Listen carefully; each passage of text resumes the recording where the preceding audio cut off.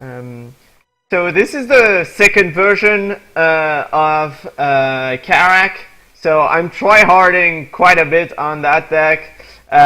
We changed quite a bit the main deck from the presentation you saw on YouTube. So now we are running 4 extinction in the main deck, which is way too important in the current meta, even if there is a couple of Lixul lately. It's way too important to have those extinction against Hierophant deck. Then we have still the cantrip package. What I mean with cantrip package is the draw one, the cards that are replacing themselves. So I can focus Infernal Professor. Pretty much Thunderflissier is pretty much a cantrip. And then we got Thunderful Elder, that is pretty much a cantrip.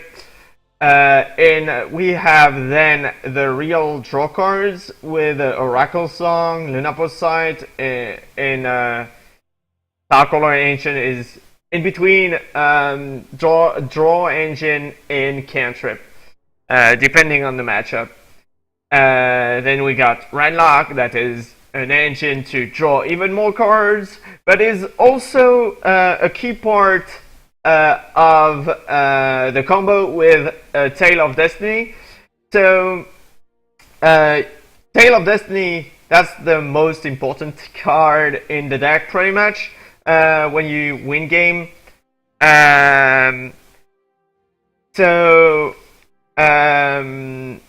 You prophesy the next unique troop gets, when you play this card, take an additional turn. This is important because you only have Ranlock in the deck. With all the draw spell, you will be able to draw that Ranlock.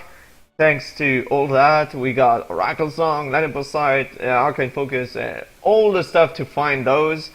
And we have Cyclone Shaper to reduce those costs.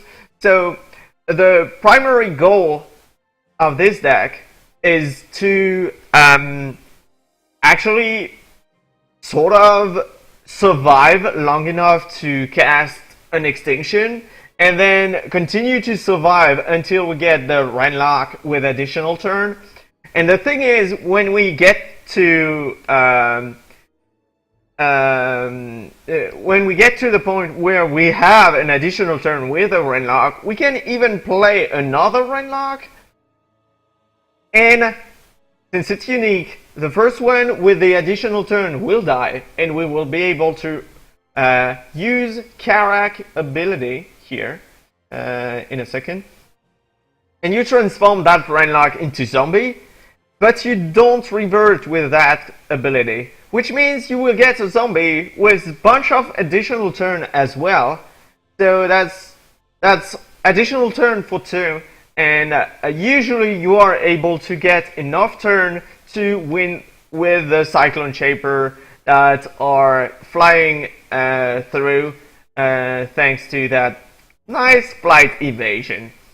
There is a Mastery of Time as well. I wanted one card that is able to give us an extra turn when we need them, and that give us an extra turn right away. So I did put a Master of Time instead of a 4th Tail of Destiny, since it's actually doing something when you cast it. Because that's the drawback of Tail of Destiny. When you cast it, you do nothing. Same with Lunaposite. So having even more cards that does nothing on turn 3 might be a little bit problematic in some matchup. So that's the main deck. The short base we have here. That's you can see it a little more, a little better. So we have 23 shards with 2 short prism in there. Because sometimes when you get to draw your deck, pretty much when you have like Empower, Cyclone Shaper, and Ranlock, it gets to roll, and you will draw pretty much your entire deck and have tons of resources at some point. And Short Prism is sometimes good to find either another action, or just to find the Renlock, continue searching for him or digging for him. Then going to the standard resources. That's pretty standard. Our deck is pretty much Mono Sapphire with Extinction and Professor. That's why we have 6 Blood Shard. Thanks to all the draw cards, we will find those Blood Shards. This is the great part of having a deck full of draw card. Then coming to the sideboard, so the reserves.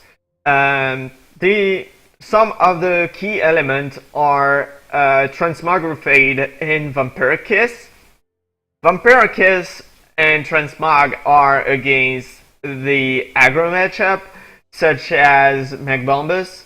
This is really important to be able to actually interact with them. And the good point about your Vampiric Kiss and Transmog is that if you hit them on Elder, for example, or with some draw, some Thunderflux here, you will be able to get even more value out of it. Then there is Verdict that are pretty important against control, so that's pretty much straightforward. And then we got a bunch of one-off. So we got Time Ripple, Chronic Madness. I will come later to Chronic Madness. We got Vexstorm and we got Mass Bully.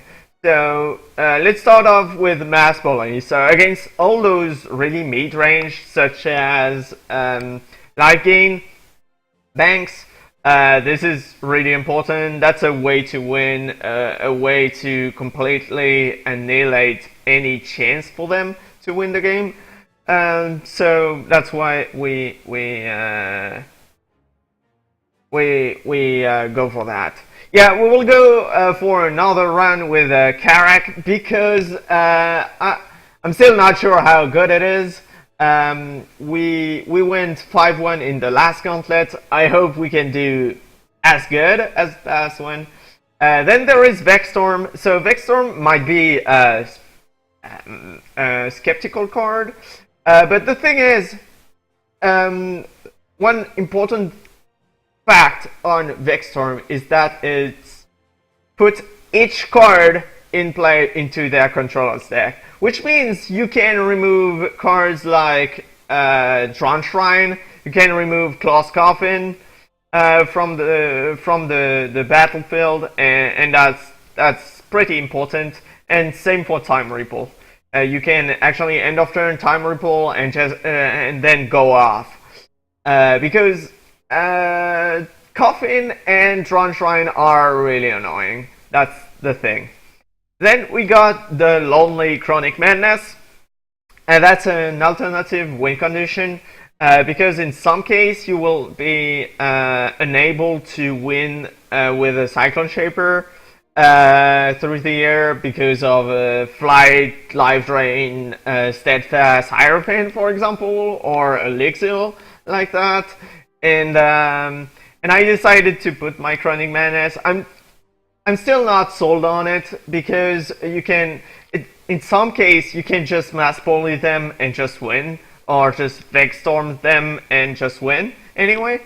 But I think this is probably easier to set up the Chronic Madness loop. So that's it for the presentation of the deck, and I hope you understand everything. Let me know if you have some question about the deck.